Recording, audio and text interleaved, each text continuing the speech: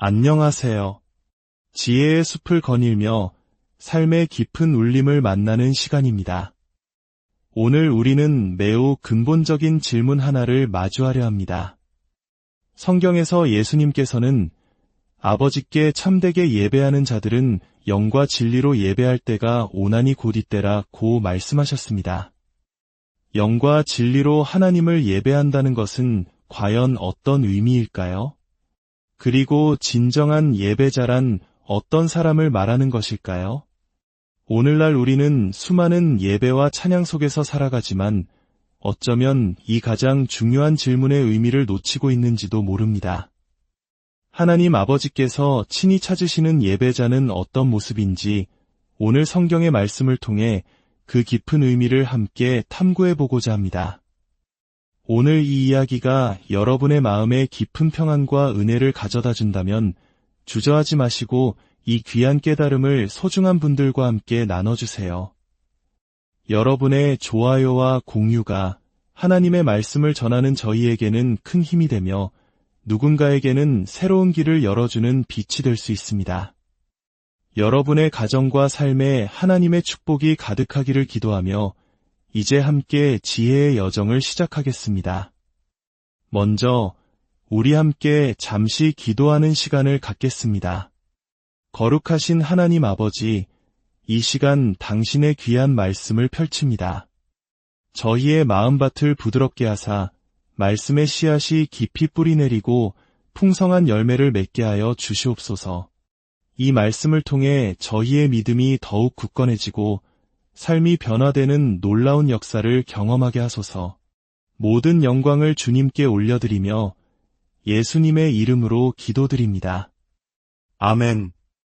요한복음 4장 23절은 이렇게 기록하고 있습니다.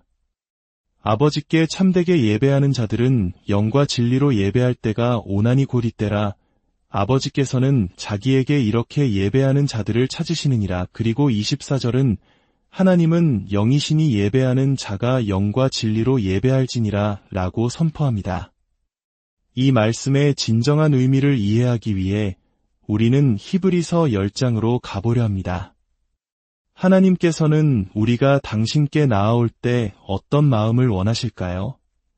성경 전체를 살펴보면 하나님께서 예배자에게 요구하시는 4가지 중요한 조건이 있습니다. 그 첫 번째 조건은 히브리서 10장 22절에 나옵니다.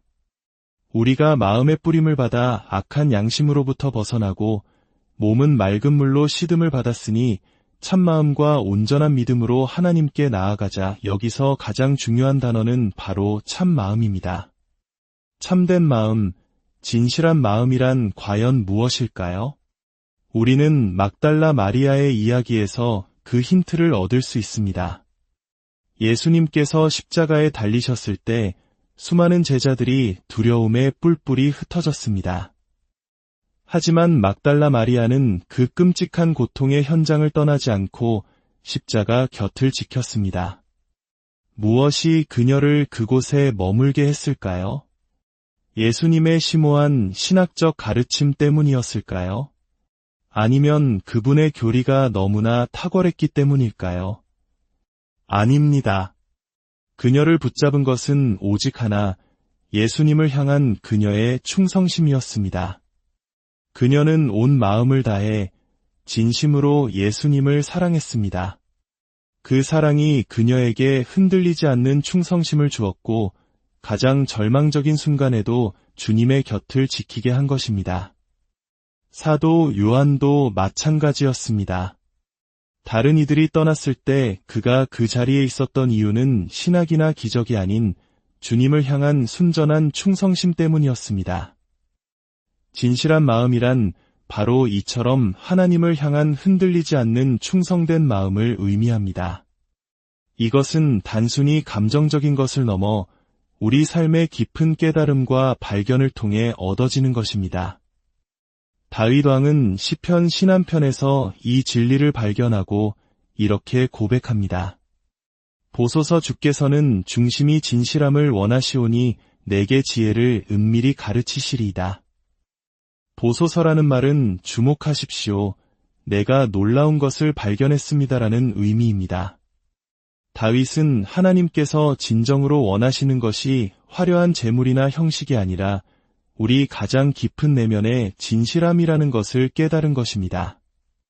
그리고 그 진실한 마음 속에 하나님께서 참된 지혜를 심어주신다고 고백합니다. 지혜는 머리에서 나오는 지식이 아니라 마음에서, 영혼에서 비롯되는 것입니다. 진리와 지혜는 하나로 연결되어 있습니다. 다윗은 이어서 기도합니다. 하나님이여, 내 속에 정한 마음을 창조하시고 내 안에 정직한 영을 새롭게 하소서. 여기서 정한 마음, 즉 깨끗한 마음은 바로 하나님을 향한 진실한 마음, 충성된 마음을 의미합니다. 하지만 우리는 우리 자신의 마음조차 온전히 신뢰할 수 없습니다. 너무나 연약하기 때문입니다. 그래서 다윗은 시편 139편 23절과 24절에서 이렇게 간절히 기도합니다. 하나님이여, 나를 살피사 내 마음을 아시며 나를 시험하사 내 뜻을 아옵소서. 내게 무슨 악한 행위가 있나 보시고 나를 영원한 길로 인도하소서. 다윗은 자신의 마음속에 어떤 악한 것이 숨어 있는지 스스로 알 수 없었기에 하나님께서 직접 살펴달라고 간구한 것입니다. 그는 자신의 불안한 생각조차 신뢰하지 않았습니다. 진실한 마음을 갖는 것은 우리의 노력만으로 불가능합니다. 그것은 오직 기도를 통해 하나님께서 주시는 선물입니다. 주님, 제게 진실한 마음을 주시옵소서. 당신을 온전히 예배할 수 있도록 충성된 마음을 허락하여 주시옵소서. 우리 안에는 하나님을 대적하는 원수가 존재합니다. 그것은 바로 우리의 육신의 생각입니다. 이 육신적인 본성은 끊임없이 하나님께 반역하려 합니다. 그래서 우리는 다윗처럼 기도해야 합니다. 주님, 당신이 미워하시는 모든 것을 저도 미워하게 하시고 당신이 사랑하시는 모든 것을 저도 사랑하게 하소서. 제 마음이 온전히 당신께 충성되기를 원합니다. 혹 제 안에 당신을 대적하는 악한 길이 있다면 그 모든 것을 제거하시고 저를 영원한 길로 이끌어 주시옵소서.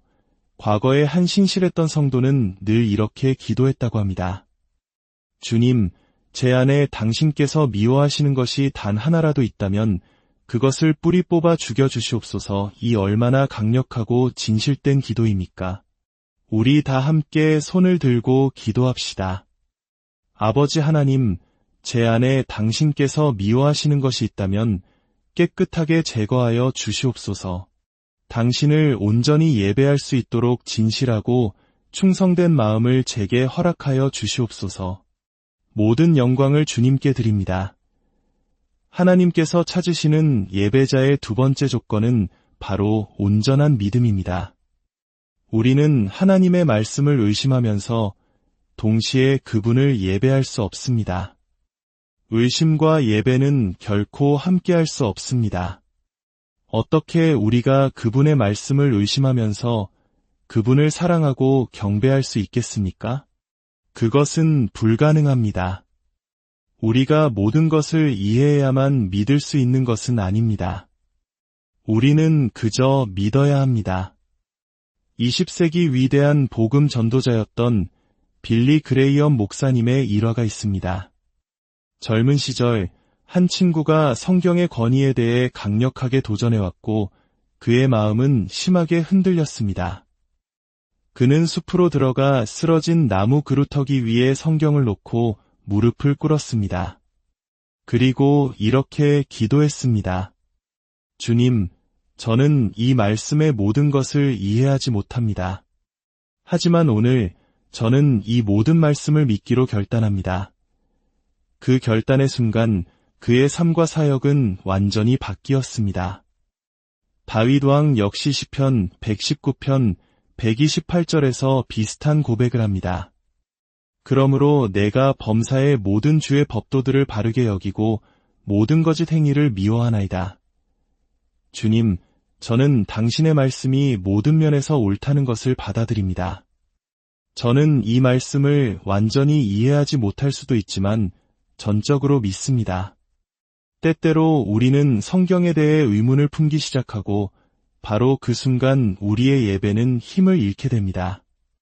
우리의 마음속에는 하나님의 모든 말씀을 의심하고 따지고 논쟁하려는 본성이 있습니다. 사도 바울은 이것을 육신의 생각이라 불렀습니다. 로마서 8장은 이 육신의 생각이 하나님과 원수가 된다고 분명히 말합니다. 육신적인 마음을 가진 사람은 성경을 의심합니다. 이것이 정말 일어났을까? 나는 더 이상 이것을 믿지 않아. 이런 마음으로는 결코 하나님을 예배할 수 없습니다. 우리의 본성은 하나님의 모든 말씀에 저항하고 심지어 하나님 자신을 대적하려 합니다. 그러므로 그 육신의 생각을 십자가에 못 박고 하나님의 말씀 앞에 복종시키는 것은 바로 우리 각자의 책임입니다. 사도 바울은 고린도후서 10장 5절에서 모든 이론을 무너뜨리며 하나님 아는 것을 대적하여 높아진 것을 다 무너뜨리고 모든 생각을 사로잡아 그리스도에게 복종하게 해야 한다고 말합니다. 우리의 이성과 생각을 하나님의 말씀 앞에 완전히 굴복시켜야 하는 것입니다. 야고보서 1장 6절은 오직 믿음으로 구하고 조금도 의심하지 말라. 의심하는 자는 마치 바람에 밀려 요동하는 바다 물결 같으니 이런 사람은 무엇이든지 주께 얻기를 생각하지 말라고 경고합니다. 두 마음을 품은 사람은 하나님을 예배할 수 없습니다. 기억하십시오. 진리를 믿지 않는 사람은 결국 거짓을 믿게 됩니다. 중간지대는 없습니다. 하나님의 말씀을 믿든지 아니면 사탄의 거짓말을 믿든지 둘 중 하나입니다. 데살로니가후서 2장은 사람들이 진리를 거부할 때 하나님께서 그들이 거짓 것을 믿도록 미혹의 역사를 보내신다고까지 말씀합니다. 이는 우리에게 무서운 경고입니다. 우리는 성경에서 내가 좋아하는 부분만 취사 선택해서 믿을 수 없습니다. 불완전한 순종은 곧 불순종입니다. 오늘날 많은 사람들이 질문합니다. 예수님만이 천국으로 가는 유일한 길인가요? 스스로 신자라고 말하는 사람이 어떻게 그런 질문을 할 수 있습니까? 세상은 예수님이 천국으로 가는 여러 길 중 하나라고 말하지만 그것은 명백한 거짓입니다. 예수님께서는 친히 내가 곧 길이요 진리요 생명이라 고 선포하셨습니다. 다른 길은 없습니다. 성경의 진실성에 대한 증거는 차고 넘칩니다. 성경에는 약 2,500개의 예언이 있고 그중 2,000개 이상이 역사 속에서 놀랍도록 정확하게 성취되었습니다. 세상의 어떤 다른 종교 경전이 이러한 증거를 가지고 있습니까? 단 하나도 없습니다. 하나님께서는 고고학적 발견을 통해서도 당신의 말씀이 진리임을 증명해 오셨습니다. 심지어 사탄조차도 성경의 권위를 의심하지 않았습니다. 예수님께서 광야에서 시험 받으실 때 기록되었으되라고 말씀하시자 사탄은 그 말씀에 감히 대항하지 못했습니다. 사탄조차도 성경이 진리이며 권위가 있음을 알고 있었던 것입니다. 만약 악마조차 성경을 의심하지 않는다면 감히 누가 성경을 의심할 수 있겠습니까? 하나님의 말씀을 의심하는 마음으로는 결코 그분의 임재 안으로 들어갈 수 없습니다. 진정한 예배자가 되는 길, 그것은 바로 진실하고 충성된 마음과 온전하고 흔들리지 않는 믿음으로 하나님께 나아가는 것입니다. 다시 한번 막달라 마리아를 생각해 봅니다. 그녀는 부활하신 예수님을 동산지기로 착각하고 이렇게 말했습니다. 주여 당신이 옮겼거든 어디 두었는지 내게 이르소서 그리하면 내가 가져가리이다. 한 연약한 여인이 예수님의 시신을 자기가 직접 옮기겠다고 말하는 장면을 상상해 보십시오. 이것이 바로 충성심입니다. 십자가 곁을 지켰던 충성심, 무덤을 찾아왔던 충성심, 그리고 이제는 그분의 시신이라도 돌보겠다는 그 헌신적인 마음. 이것이 바로 하나님께서 우리에게서 찾으시는 진실한 마음입니다. 오늘 저도 주님께 기도했습니다. 사랑하는 예수님, 제 삶의 마지막 순간까지 당신께 충성되기를 원합니다. 이 기도가 결코 공허한 외침이 되지 않기를 바랍니다. 우리 함께 시편 신한편의 기도를 드리며 오늘 말씀을 마무리하겠습니다. 하나님이여, 우리 각 사람 안에 정한 마음을 창조하시고 우리 안에 정직한 영을 새롭게 하여 주시옵소서. 우리를 주 앞에서 쫓아내지 마시며 주의 성령을 우리에게서 거두지 마소서. 주의 구원의 즐거움을 우리에게 회복시켜 주시고 자원하는 심령을 주사 우리를 붙드소서. 그리하여 우리가 주님의 길을 가르치고 죄인들이 주님께 돌아오는 놀라운 역사를 보게 하소서. 이 모든 말씀, 우리를 사랑하시는 예수 그리스도의 이름으로 간절히 기도드립니다. 아멘. 오늘의 이야기가 여러분의 삶의 깊은 성찰과 평안을 가져다 주었기를 바랍니다. 다음 시간에 더 깊은 지혜와 함께 다시 찾아뵙겠습니다. 평안한 하루 보내십시오. 안녕하세요. 지혜의 숲을 거닐며 삶의 깊은 울림을 만나는 시간입니다. 오늘 우리는 매우 근본적인 질문 하나를 마주하려 합니다. 성경에서 예수님께서는 아버지께 참되게 예배하는 자들은 영과 진리로 예배할 때가 오나니 곧 이때라고 말씀하셨습니다. 영과 진리로 하나님을 예배한다는 것은 과연 어떤 의미일까요? 그리고 진정한 예배자란 어떤 사람을 말하는 것일까요? 오늘날 우리는 수많은 예배와 찬양 속에서 살아가지만 어쩌면 이 가장 중요한 질문의 의미를 놓치고 있는지도 모릅니다. 하나님 아버지께서 친히 찾으시는 예배자는 어떤 모습인지 오늘 성경의 말씀을 통해 그 깊은 의미를 함께 탐구해보고자 합니다. 오늘 이 이야기가 여러분의 마음에 깊은 평안과 은혜를 가져다 준다면 주저하지 마시고 이 귀한 깨달음을 소중한 분들과 함께 나눠주세요. 여러분의 좋아요와 공유가 하나님의 말씀을 전하는 저희에게는 큰 힘이 되며 누군가에게는 새로운 길을 열어주는 빛이 될 수 있습니다. 여러분의 가정과 삶에 하나님의 축복이 가득하기를 기도하며 이제 함께 지혜의 여정을 시작하겠습니다. 먼저 우리 함께 잠시 기도하는 시간을 갖겠습니다. 거룩하신 하나님 아버지, 이 시간 당신의 귀한 말씀을 펼칩니다. 저희의 마음밭을 부드럽게 하사 말씀의 씨앗이 깊이 뿌리내리고 풍성한 열매를 맺게 하여 주시옵소서. 이 말씀을 통해 저희의 믿음이 더욱 굳건해지고 삶이 변화되는 놀라운 역사를 경험하게 하소서. 모든 영광을 주님께 올려드리며 예수님의 이름으로 기도드립니다. 아멘. 요한복음 4장 23절은 이렇게 기록하고 있습니다. 아버지께 참되게 예배하는 자들은 영과 진리로 예배할 때가 오나니 곧 이때라. 아버지께서는 자기에게 이렇게 예배하는 자들을 찾으시느니라. 그리고 24절은 하나님은 영이시니 예배하는 자가 영과 진리로 예배할지니라 라고 선포합니다. 이 말씀의 진정한 의미를 이해하기 위해 우리는 히브리서 10장으로 가보려 합니다. 하나님께서는 우리가 당신께 나아올 때 어떤 마음을 원하실까요? 성경 전체를 살펴보면 하나님께서 예배자에게 요구하시는 4가지 중요한 조건이 있습니다. 그 첫 번째 조건은 히브리서 10장 22절에 나옵니다. 우리가 마음의 뿌림을 받아 악한 양심으로부터 벗어나고 몸은 맑은 물로 씻음을 받았으니 참마음과 온전한 믿음으로 하나님께 나아가자. 여기서 가장 중요한 단어는 바로 참마음입니다. 참된 마음, 진실한 마음이란 과연 무엇일까요? 우리는 막달라 마리아의 이야기에서 그 힌트를 얻을 수 있습니다. 예수님께서 십자가에 달리셨을 때 수많은 제자들이 두려움에 뿔뿔이 흩어졌습니다.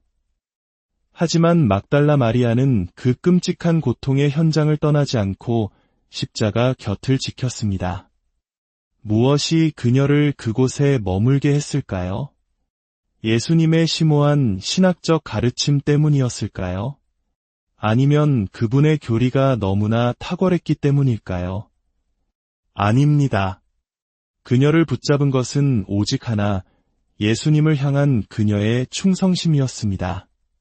그녀는 온 마음을 다해 진심으로 예수님을 사랑했습니다. 그 사랑이 그녀에게 흔들리지 않는 충성심을 주었고 가장 절망적인 순간에도 주님의 곁을 지키게 한 것입니다.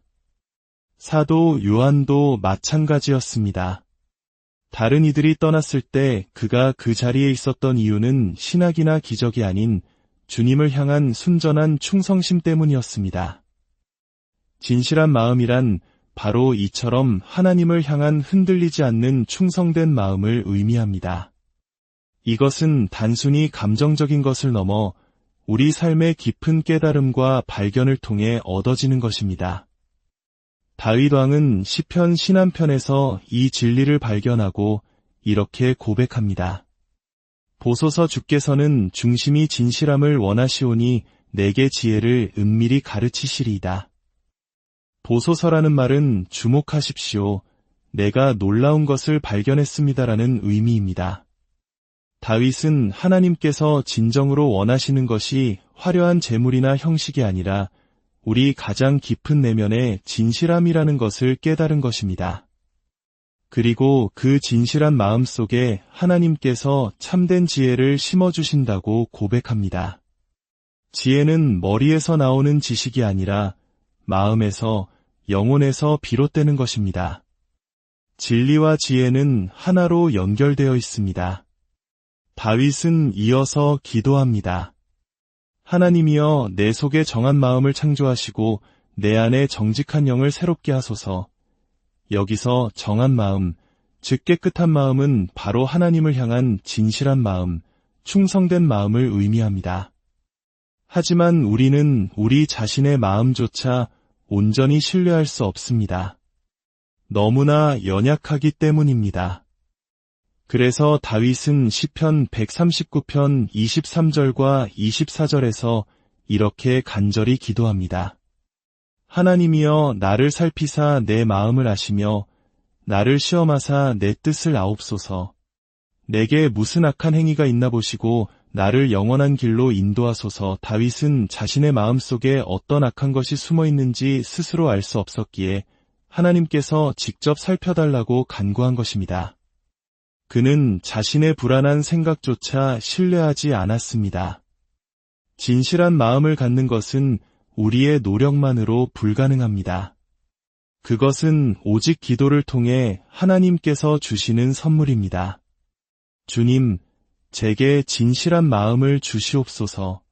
당신을 온전히 예배할 수 있도록 충성된 마음을 허락하여 주시옵소서. 우리 안에는 하나님을 대적하는 원수가 존재합니다. 그것은 바로 우리의 육신의 생각입니다. 이 육신적인 본성은 끊임없이 하나님께 반역하려 합니다. 그래서 우리는 다윗처럼 기도해야 합니다.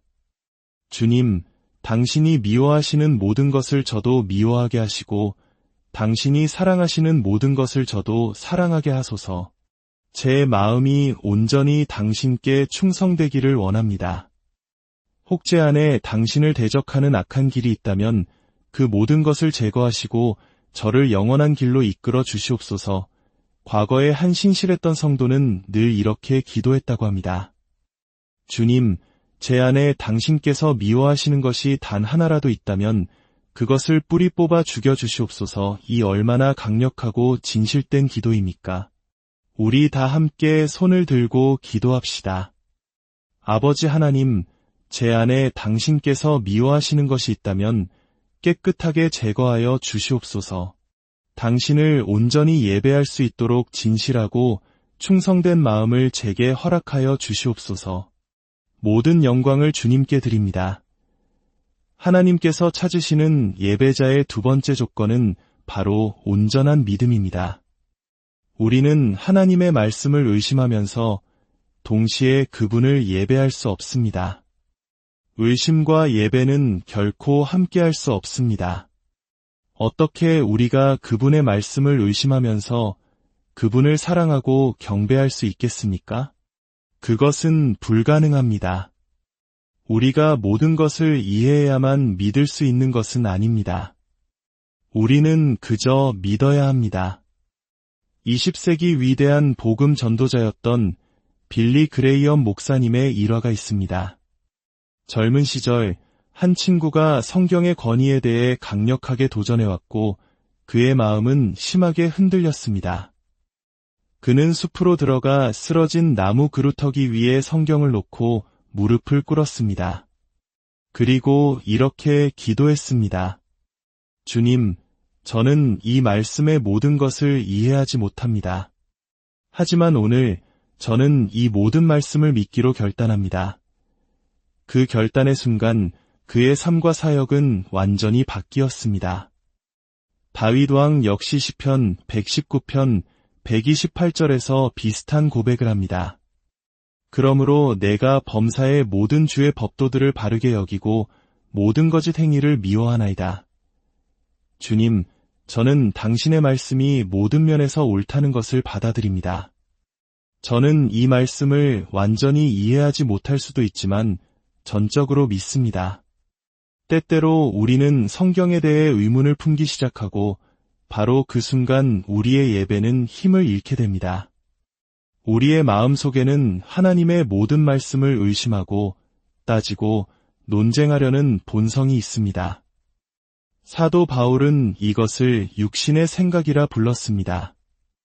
로마서 8장은 이 육신의 생각이 하나님과 원수가 된다고 분명히 말합니다. 육신적인 마음을 가진 사람은 성경을 의심합니다. 이것이 정말 일어났을까? 나는 더 이상 이것을 믿지 않아. 이런 마음으로는 결코 하나님을 예배할 수 없습니다. 우리의 본성은 하나님의 모든 말씀에 저항하고 심지어 하나님 자신을 대적하려 합니다. 그러므로 그 육신의 생각을 십자가에 못 박고 하나님의 말씀 앞에 복종시키는 것은 바로 우리 각자의 책임입니다. 사도 바울은 고린도후서 10장 5절에서 모든 이론을 무너뜨리며 하나님 아는 것을 대적하여 높아진 것을 다 무너뜨리고 모든 생각을 사로잡아 그리스도에게 복종하게 해야 한다고 말합니다. 우리의 이성과 생각을 하나님의 말씀 앞에 완전히 굴복시켜야 하는 것입니다. 야고보서 1장 6절은 오직 믿음으로 구하고 조금도 의심하지 말라. 의심하는 자는 마치 바람에 밀려 요동하는 바다 물결 같으니 이런 사람은 무엇이든지 주께 얻기를 생각하지 말라고 경고합니다. 두 마음을 품은 사람은 하나님을 예배할 수 없습니다. 기억하십시오. 진리를 믿지 않는 사람은 결국 거짓을 믿게 됩니다. 중간지대는 없습니다. 하나님의 말씀을 믿든지 아니면 사탄의 거짓말을 믿든지 둘 중 하나입니다. 데살로니가후서 2장은 사람들이 진리를 거부할 때 하나님께서 그들이 거짓 것을 믿도록 미혹의 역사를 보내신다고까지 말씀합니다. 이는 우리에게 무서운 경고입니다. 우리는 성경에서 내가 좋아하는 부분만 취사 선택해서 믿을 수 없습니다. 불완전한 순종은 곧 불순종입니다. 오늘날 많은 사람들이 질문합니다. 예수님만이 천국으로 가는 유일한 길인가요? 스스로 신자라고 말하는 사람이 어떻게 그런 질문을 할 수 있습니까? 세상은 예수님이 천국으로 가는 여러 길 중 하나라고 말하지만 그것은 명백한 거짓입니다. 예수님께서는 친히 내가 곧 길이요 진리요 생명이라 고 선포하셨습니다. 다른 길은 없습니다. 성경의 진실성에 대한 증거는 차고 넘칩니다. 성경에는 약 2,500개의 예언이 있고 그중 2,000개 이상이 역사 속에서 놀랍도록 정확하게 성취되었습니다. 세상의 어떤 다른 종교 경전이 이러한 증거를 가지고 있습니까? 단 하나도 없습니다. 하나님께서는 고고학적 발견을 통해서도 당신의 말씀이 진리임을 증명해 오셨습니다. 심지어 사탄조차도 성경의 권위를 의심하지 않았습니다. 예수님께서 광야에서 시험 받으실 때 기록되었으되라고 말씀하시자 사탄은 그 말씀에 감히 대항하지 못했습니다. 사탄조차도 성경이 진리이며 권위가 있음을 알고 있었던 것입니다. 만약 악마조차 성경을 의심하지 않는다면 감히 누가 성경을 의심할 수 있겠습니까? 하나님의 말씀을 의심하는 마음으로는 결코 그분의 임재 안으로 들어갈 수 없습니다. 진정한 예배자가 되는 길, 그것은 바로 진실하고 충성된 마음과 온전하고 흔들리지 않는 믿음으로 하나님께 나아가는 것입니다. 다시 한번 막달라 마리아를 생각해 봅니다. 그녀는 부활하신 예수님을 동산지기로 착각하고 이렇게 말했습니다. 주여, 당신이 옮겼거든 어디 두었는지 내게 이르소서. 그리하면 내가 가져가리이다. 한 연약한 여인이 예수님의 시신을 자기가 직접 옮기겠다고 말하는 장면을 상상해 보십시오. 이것이 바로 충성심입니다. 십자가 곁을 지켰던 충성심, 무덤을 찾아왔던 충성심, 그리고 이제는 그분의 시신이라도 돌보겠다는 그 헌신적인 마음. 이것이 바로 하나님께서 우리에게서 찾으시는 진실한 마음입니다. 오늘 저도 주님께 기도했습니다. 사랑하는 예수님, 제 삶의 마지막 순간까지 당신께 충성되기를 원합니다. 이 기도가 결코 공허한 외침이 되지 않기를 바랍니다. 우리 함께 시편 신한편의 기도를 드리며 오늘 말씀을 마무리하겠습니다. 하나님이여, 우리 각 사람 안에 정한 마음을 창조하시고 우리 안에 정직한 영을 새롭게 하여 주시옵소서. 우리를 주 앞에서 쫓아내지 마시며 주의 성령을 우리에게서 거두지 마소서. 주의 구원의 즐거움을 우리에게 회복시켜 주시고 자원하는 심령을 주사 우리를 붙드소서. 그리하여 우리가 주님의 길을 가르치고 죄인들이 주님께 돌아오는 놀라운 역사를 보게 하소서. 이 모든 말씀, 우리를 사랑하시는 예수 그리스도의 이름으로 간절히 기도드립니다. 아멘. 오늘의 이야기가 여러분의 삶의 깊은 성찰과 평안을 가져다 주었기를 바랍니다. 다음 시간에 더 깊은 지혜와 함께 다시 찾아뵙겠습니다. 평안한 하루 보내십시오. 안녕하세요. 지혜의 숲을 거닐며 삶의 깊은 울림을 만나는 시간입니다. 오늘 우리는 매우 근본적인 질문 하나를 마주하려 합니다. 성경에서 예수님께서는 아버지께 참되게 예배하는 자들은 영과 진리로 예배할 때가 오나니 곧 이때라고 말씀하셨습니다. 영과 진리로 하나님을 예배한다는 것은 과연 어떤 의미일까요? 그리고 진정한 예배자란 어떤 사람을 말하는 것일까요? 오늘날 우리는 수많은 예배와 찬양 속에서 살아가지만 어쩌면 이 가장 중요한 질문의 의미를 놓치고 있는지도 모릅니다. 하나님 아버지께서 친히 찾으시는 예배자는 어떤 모습인지 오늘 성경의 말씀을 통해 그 깊은 의미를 함께 탐구해보고자 합니다. 오늘 이 이야기가 여러분의 마음에 깊은 평안과 은혜를 가져다 준다면 주저하지 마시고 이 귀한 깨달음을 소중한 분들과 함께 나눠주세요. 여러분의 좋아요와 공유가 하나님의 말씀을 전하는 저희에게는 큰 힘이 되며 누군가에게는 새로운 길을 열어주는 빛이 될 수 있습니다. 여러분의 가정과 삶에 하나님의 축복이 가득하기를 기도하며 이제 함께 지혜의 여정을 시작하겠습니다. 먼저 우리 함께 잠시 기도하는 시간을 갖겠습니다. 거룩하신 하나님 아버지, 이 시간 당신의 귀한 말씀을 펼칩니다. 저희의 마음밭을 부드럽게 하사 말씀의 씨앗이 깊이 뿌리내리고 풍성한 열매를 맺게 하여 주시옵소서. 이 말씀을 통해 저희의 믿음이 더욱 굳건해지고 삶이 변화되는 놀라운 역사를 경험하게 하소서. 모든 영광을 주님께 올려드리며 예수님의 이름으로 기도드립니다. 아멘. 요한복음 4장 23절은 이렇게 기록하고 있습니다. 아버지께 참되게 예배하는 자들은 영과 진리로 예배할 때가 오나니 곧 이때라. 아버지께서는 자기에게 이렇게 예배하는 자들을 찾으시느니라. 그리고 24절은 하나님은 영이시니 예배하는 자가 영과 진리로 예배할지니라 라고 선포합니다. 이 말씀의 진정한 의미를 이해하기 위해 우리는 히브리서 10장으로 가보려 합니다. 하나님께서는 우리가 당신께 나아올 때 어떤 마음을 원하실까요? 성경 전체를 살펴보면 하나님께서 예배자에게 요구하시는 4가지 중요한 조건이 있습니다. 그 첫 번째 조건은 히브리서 10장 22절에 나옵니다. 우리가 마음의 뿌림을 받아 악한 양심으로부터 벗어나고 몸은 맑은 물로 씻음을 받았으니 참마음과 온전한 믿음으로 하나님께 나아가자. 여기서 가장 중요한 단어는 바로 참마음입니다. 참된 마음, 진실한 마음이란 과연 무엇일까요?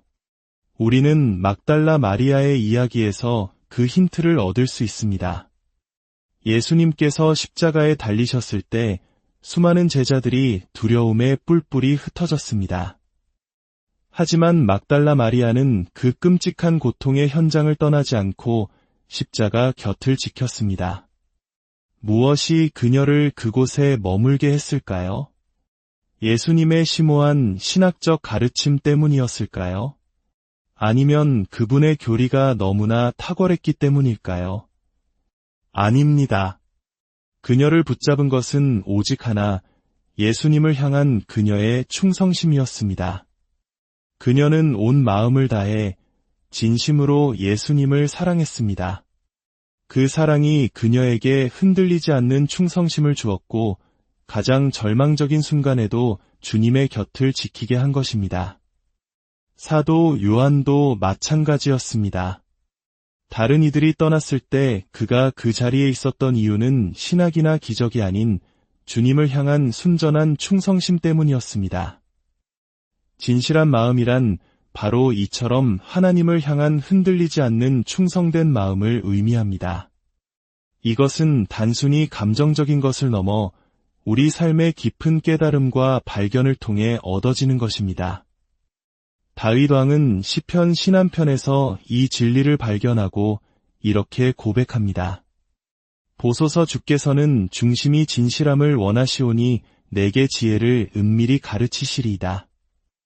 보소서라는 말은 주목하십시오. 내가 놀라운 것을 발견했습니다라는 의미입니다.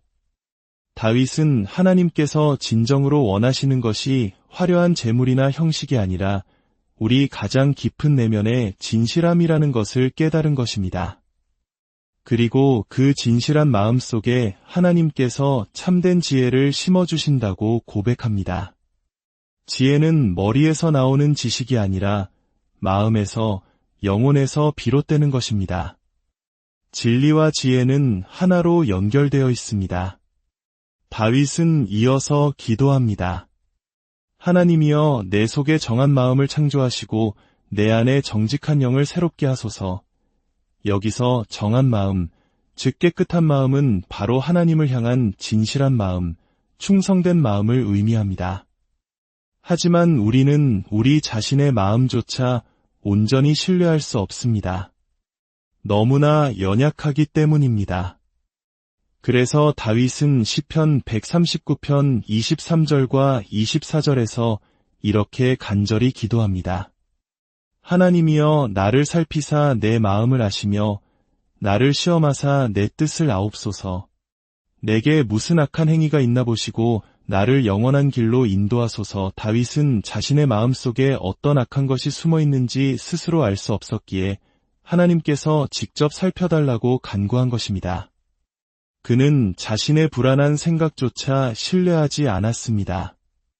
진실한 마음을 갖는 것은 우리의 노력만으로 불가능합니다. 그것은 오직 기도를 통해 하나님께서 주시는 선물입니다. 주님, 제게 진실한 마음을 주시옵소서. 당신을 온전히 예배할 수 있도록 충성된 마음을 허락하여 주시옵소서. 우리 안에는 하나님을 대적하는 원수가 존재합니다. 그것은 바로 우리의 육신의 생각입니다. 이 육신적인 본성은 끊임없이 하나님께 반역하려 합니다. 그래서 우리는 다윗처럼 기도해야 합니다. 주님, 당신이 미워하시는 모든 것을 저도 미워하게 하시고 당신이 사랑하시는 모든 것을 저도 사랑하게 하소서. 제 마음이 온전히 당신께 충성되기를 원합니다. 혹재 안에 당신을 대적하는 악한 길이 있다면 그 모든 것을 제거하시고 저를 영원한 길로 이끌어 주시옵소서. 과거에 한 신실했던 성도는 늘 이렇게 기도했다고 합니다. 주님, 제 안에 당신께서 미워하시는 것이 단 하나라도 있다면 그것을 뿌리 뽑아 죽여주시옵소서. 이 얼마나 강력하고 진실된 기도입니까? 우리 다 함께 손을 들고 기도합시다. 아버지 하나님, 제 안에 당신께서 미워하시는 것이 있다면 깨끗하게 제거하여 주시옵소서.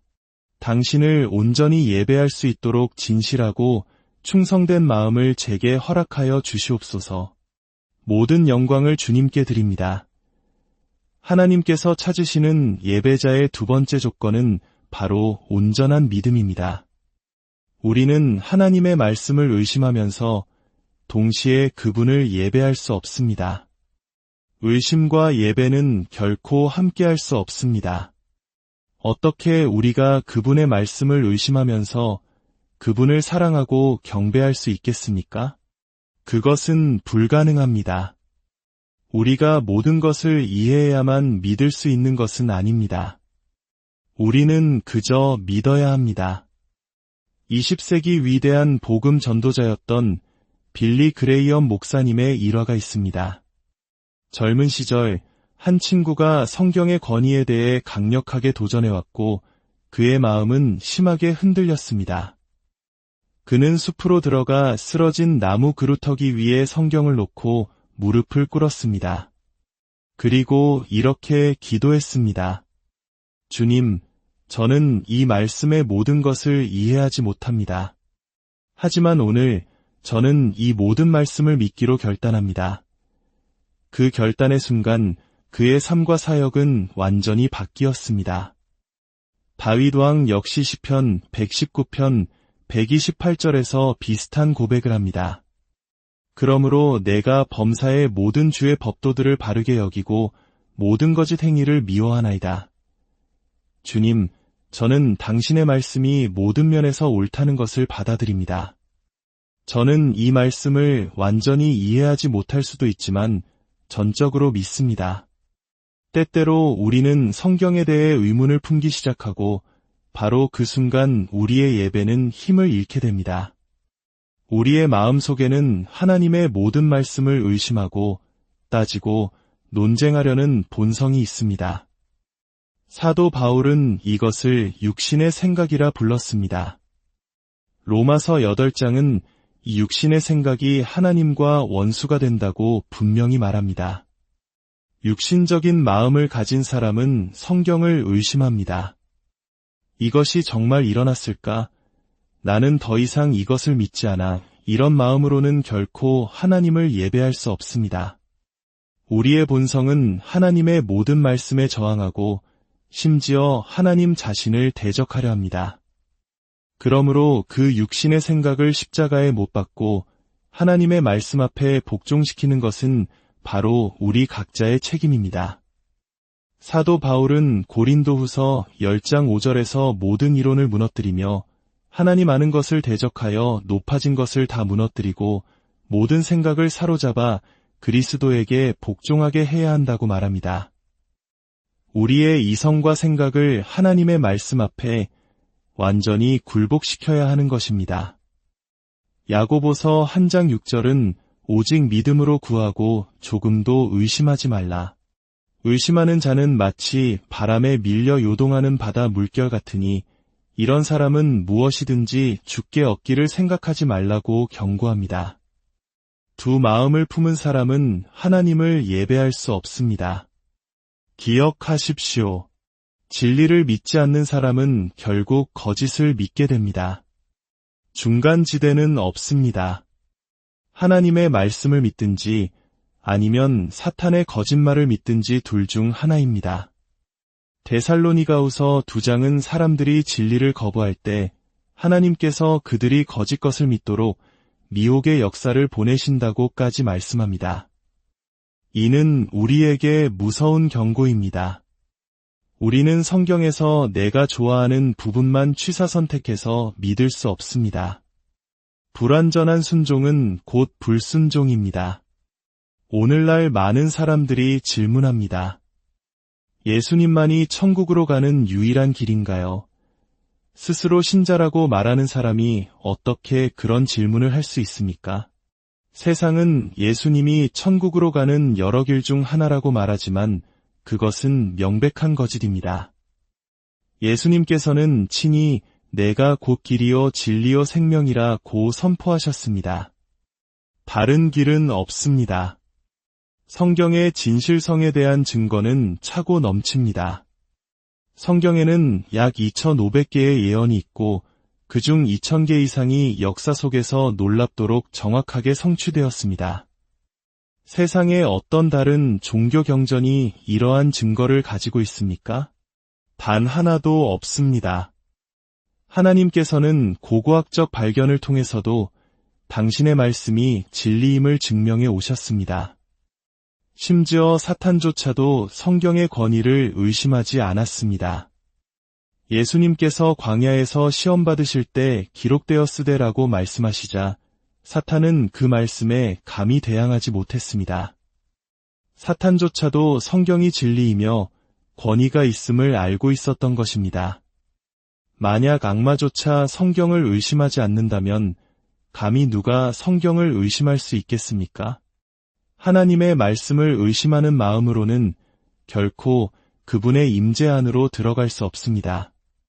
진정한 예배자가 되는 길, 그것은 바로 진실하고 충성된 마음과 온전하고 흔들리지 않는 믿음으로 하나님께 나아가는 것입니다. 다시 한번 막달라 마리아를 생각해 봅니다. 그녀는 부활하신 예수님을 동산지기로 착각하고 이렇게 말했습니다. 주여 당신이 옮겼거든 어디 두었는지 내게 이르소서 그리하면 내가 가져가리이다. 한 연약한 여인이 예수님의 시신을 자기가 직접 옮기겠다고 말하는 장면을 상상해 보십시오. 이것이 바로 충성심입니다. 십자가 곁을 지켰던 충성심, 무덤을 찾아왔던 충성심, 그리고 이제는 그분의 시신이라도 돌보겠다는 그 헌신적인 마음. 이것이 바로 하나님께서 우리에게서 찾으시는 진실한 마음입니다. 오늘 저도 주님께 기도했습니다. 사랑하는 예수님, 제 삶의 마지막 순간까지 당신께 충성되기를 원합니다. 이 기도가 결코 공허한 외침이 되지 않기를 바랍니다. 우리 함께 시편 신한편의 기도를 드리며 오늘 말씀을 마무리하겠습니다. 하나님이여, 우리 각 사람 안에 정한 마음을 창조하시고 우리 안에 정직한 영을 새롭게 하여 주시옵소서. 우리를 주 앞에서 쫓아내지 마시며 주의 성령을 우리에게서 거두지 마소서. 주의 구원의 즐거움을 우리에게 회복시켜 주시고 자원하는 심령을 주사 우리를 붙드소서. 그리하여 우리가 주님의 길을 가르치고 죄인들이 주님께 돌아오는 놀라운 역사를 보게 하소서. 이 모든 말씀, 우리를 사랑하시는 예수 그리스도의 이름으로 간절히 기도드립니다. 아멘. 오늘의 이야기가 여러분의 삶의 깊은 성찰과 평안을 가져다 주었기를 바랍니다. 다음 시간에 더 깊은 지혜와 함께 다시 찾아뵙겠습니다. 평안한 하루 보내십시오. 안녕하세요. 지혜의 숲을 거닐며 삶의 깊은 울림을 만나는 시간입니다. 오늘 우리는 매우 근본적인 질문 하나를 마주하려 합니다. 성경에서 예수님께서는 아버지께 참되게 예배하는 자들은 영과 진리로 예배할 때가 오나니 곧 이때라고 말씀하셨습니다. 영과 진리로 하나님을 예배한다는 것은 과연 어떤 의미일까요? 그리고 진정한 예배자란 어떤 사람을 말하는 것일까요? 오늘날 우리는 수많은 예배와 찬양 속에서 살아가지만 어쩌면 이 가장 중요한 질문의 의미를 놓치고 있는지도 모릅니다. 하나님 아버지께서 친히 찾으시는 예배자는 어떤 모습인지 오늘 성경의 말씀을 통해 그 깊은 의미를 함께 탐구해보고자 합니다. 오늘 이 이야기가 여러분의 마음에 깊은 평안과 은혜를 가져다 준다면 주저하지 마시고 이 귀한 깨달음을 소중한 분들과 함께 나눠주세요. 여러분의 좋아요와 공유가 하나님의 말씀을 전하는 저희에게는 큰 힘이 되며 누군가에게는 새로운 길을 열어주는 빛이 될 수 있습니다. 여러분의 가정과 삶에 하나님의 축복이 가득하기를 기도하며 이제 함께 지혜의 여정을 시작하겠습니다. 먼저 우리 함께 잠시 기도하는 시간을 갖겠습니다. 거룩하신 하나님 아버지, 이 시간 당신의 귀한 말씀을 펼칩니다. 저희의 마음밭을 부드럽게 하사 말씀의 씨앗이 깊이 뿌리내리고 풍성한 열매를 맺게 하여 주시옵소서. 이 말씀을 통해 저희의 믿음이 더욱 굳건해지고 삶이 변화되는 놀라운 역사를 경험하게 하소서. 모든 영광을 주님께 올려드리며 예수님의 이름으로 기도드립니다. 아멘. 요한복음 4장 23절은 이렇게 기록하고 있습니다. 아버지께 참되게 예배하는 자들은 영과 진리로 예배할 때가 오나니 곧 이때라. 아버지께서는 자기에게 이렇게 예배하는 자들을 찾으시느니라. 그리고 24절은 하나님은 영이시니 예배하는 자가 영과 진리로 예배할지니라 라고 선포합니다. 이 말씀의 진정한 의미를 이해하기 위해 우리는 히브리서 10장으로 가보려 합니다. 하나님께서는 우리가 당신께 나아올 때 어떤 마음을 원하실까요? 성경 전체를 살펴보면 하나님께서 예배자에게 요구하시는 4가지 중요한 조건이 있습니다. 그 첫 번째 조건은 히브리서 10장 22절에 나옵니다. 우리가 마음의 뿌림을 받아 악한 양심으로부터 벗어나고 몸은 맑은 물로 씻음을 받았으니 참마음과 온전한 믿음으로 하나님께 나아가자. 여기서 가장 중요한 단어는 바로 참마음입니다. 참된 마음, 진실한 마음이란 과연 무엇일까요? 우리는 막달라 마리아의 이야기에서 그 힌트를 얻을 수 있습니다. 예수님께서 십자가에 달리셨을 때 수많은 제자들이 두려움에 뿔뿔이 흩어졌습니다. 하지만 막달라 마리아는 그 끔찍한 고통의 현장을 떠나지 않고 십자가 곁을 지켰습니다. 무엇이 그녀를 그곳에 머물게 했을까요? 예수님의 심오한 신학적 가르침 때문이었을까요? 아니면 그분의 교리가 너무나 탁월했기 때문일까요? 아닙니다. 그녀를 붙잡은 것은 오직 하나, 예수님을 향한 그녀의 충성심이었습니다.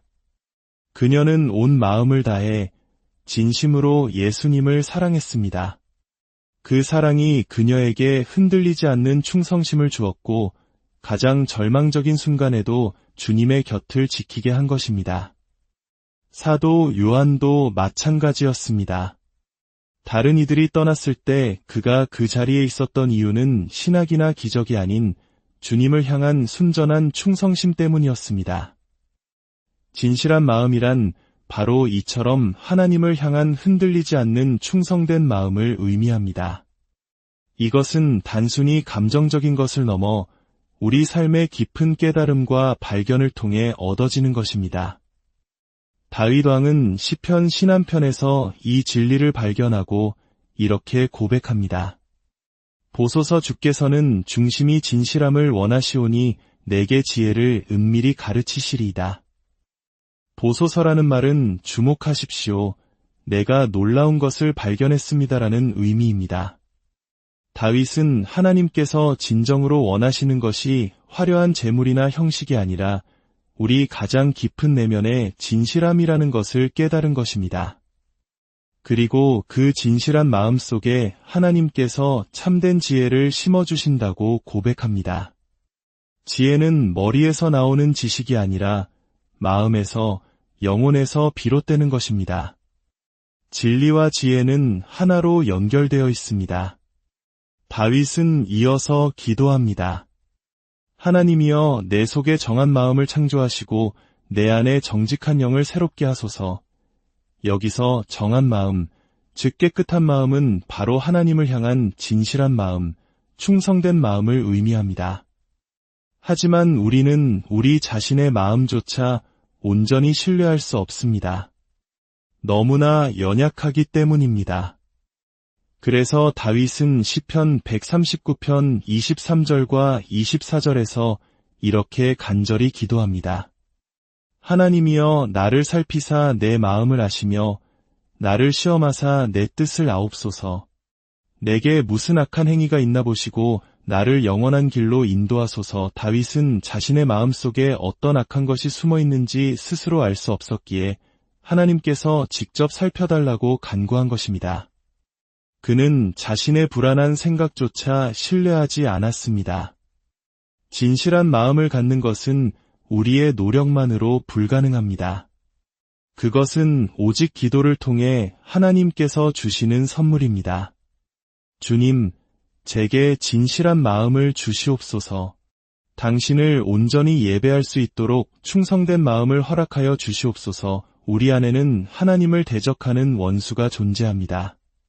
그것은 바로 우리의 육신의 생각입니다. 이 육신적인 본성은 끊임없이 하나님께 반역하려 합니다. 그래서 우리는 다윗처럼 기도해야 합니다.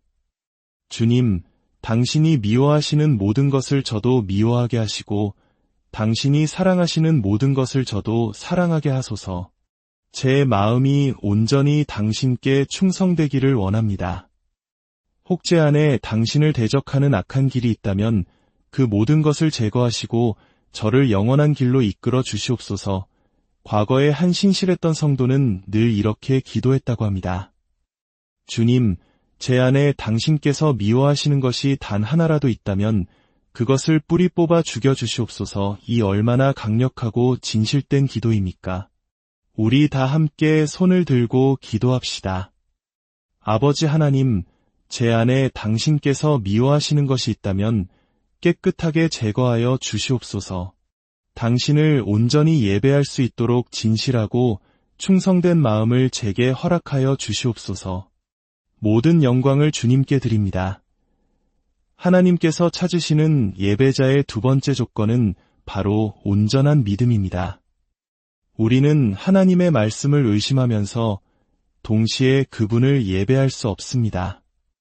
의심과 예배는 결코 함께할 수 없습니다. 어떻게 우리가 그분의 말씀을 의심하면서 그분을 사랑하고 경배할 수 있겠습니까? 그것은 불가능합니다. 우리가 모든 것을 이해해야만 믿을 수 있는 것은 아닙니다. 우리는 그저 믿어야 합니다. 20세기 위대한 복음 전도자였던 빌리 그레이엄 목사님의 일화가 있습니다. 젊은 시절 한 친구가 성경의 권위에 대해 강력하게 도전해왔고 그의 마음은 심하게 흔들렸습니다. 그는 숲으로 들어가 쓰러진 나무 그루터기 위에 성경을 놓고 무릎을 꿇었습니다. 그리고 이렇게 기도했습니다. 주님, 저는 이 말씀의 모든 것을 이해하지 못합니다. 하지만 오늘 저는 이 모든 말씀을 믿기로 결단합니다. 그 결단의 순간 그의 삶과 사역은 완전히 바뀌었습니다. 다윗 왕 역시 시편 119편 128절에서 비슷한 고백을 합니다. 그러므로 내가 범사의 모든 주의 법도들을 바르게 여기고 모든 거짓 행위를 미워하나이다. 주님, 저는 당신의 말씀이 모든 면에서 옳다는 것을 받아들입니다. 저는 이 말씀을 완전히 이해하지 못할 수도 있지만 전적으로 믿습니다. 때때로 우리는 성경에 대해 의문을 품기 시작하고 바로 그 순간 우리의 예배는 힘을 잃게 됩니다. 우리의 마음 속에는 하나님의 모든 말씀을 의심하고 따지고 논쟁하려는 본성이 있습니다.